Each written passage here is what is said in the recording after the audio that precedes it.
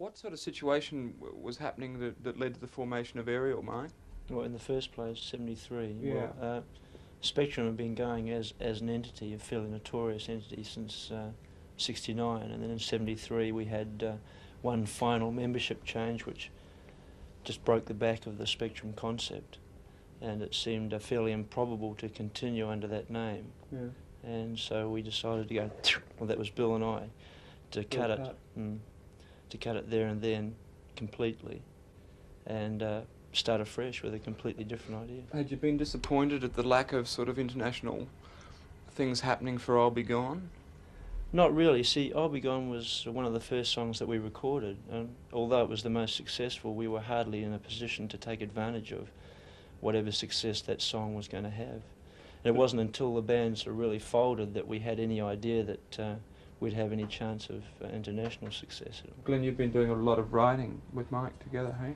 Yeah, well, it's sort of still pretty embryo stage, but it's coming along really nice. You know, I think now that the first album has created a gap in the material, so obviously we're going to have to get into writing more now. And yeah, sure, the dual thing will be, bound to extend in the future, I'm sure, It's maybe a little odd, Michael, you've been around and sort of admired as a rock and roller for so long, and yet one never sees you on things like Countdown and the other pop shows. Yeah, well, we haven't had any product. I think it's as simple as that. Now that we're with CBS and the whole vibe is happening again, I'm pretty sure that you'll see us on a few TV shows.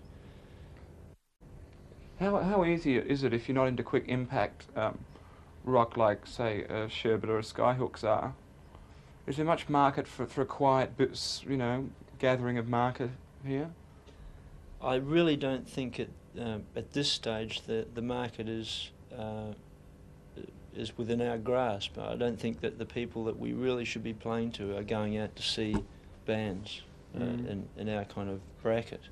And I think that we're really going to have to broaden the market, that is go overseas and find the market there before we can get access to the market here, because I think a lot of people in the age group that we should be playing to just don't go out. Or what if is they that do, age group, do you think? Well, 24 onwards, I think that's really where people would be understanding what we're doing, which is...